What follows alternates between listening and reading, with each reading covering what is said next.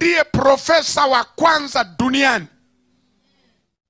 Kwa sababu mama wakati akijifungua katoto tu, hatua ya kwanza anajitoa ufahamu, anakuwa mad woman, ili katoto kajue kuongea na kuelewa. Mama anajitoa ufahamu kabisa, anazima data, anakuwa kichaa kabisa, crazy. Ndio maana ukuta mama ana katoto kachanga amekashikilia hivi, lakini kanapewa taarifa zote za baba yake. Amekashika hivi, anasema baba yako yuko kazini, yuko job, atarudi baadaye.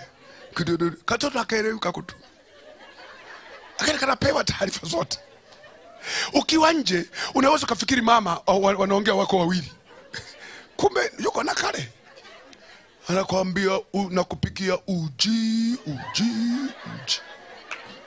Katoto akaelewi, anakaraza hapo, anakaambia lala uji.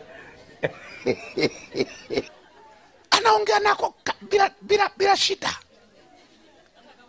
Yaani akaongea chochote, lakini anakasemesha, anakaongeresha.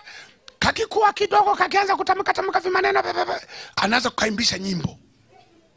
Kanaimba nyimbo utafikiri nini? Yuko tu hapo anakaimbisha, sema baba, sema baba. Katoto kanabaki baba. Haya, say daddy. Katoto daddy. Sisi unatoka safari unakuta katoto daddy, sasa anaongea peke yake. Mshukuru profesa huyu.